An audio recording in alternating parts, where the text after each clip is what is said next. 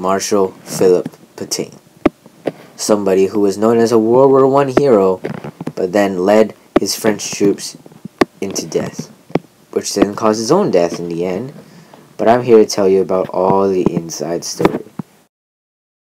On June 17th of 1940, Paul Reynaud gave up his spot as Prime Minister, and Philippe Pe was then granted with that position. With having so much power, Philippe Pe then decided to exclude democracy.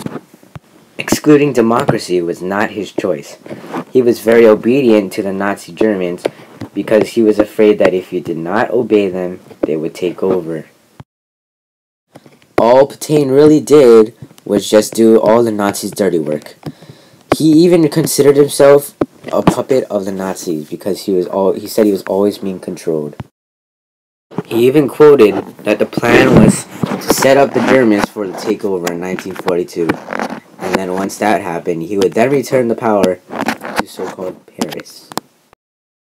In October of 1940, I met Hitler for the first time. Hitler only met up with me so that I could then join forces with him to invade Britain.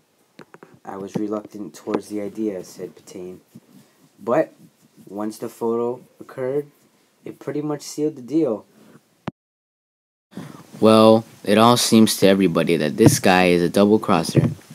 He seemed to be good, but secretly he was helping the Germans take over.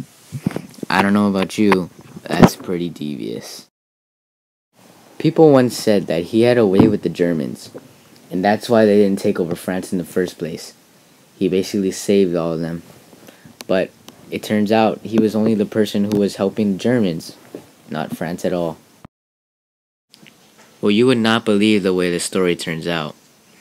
It turns out that after the invasion on Britain that was failed, he then was put into German prison, in which he there died. Before he died, he asked to be buried in the soil of which he was once a hero. But the Germans did ignore this request, and they then buried him right outside. Well, that's all the time I have for today. So until next time, see ya!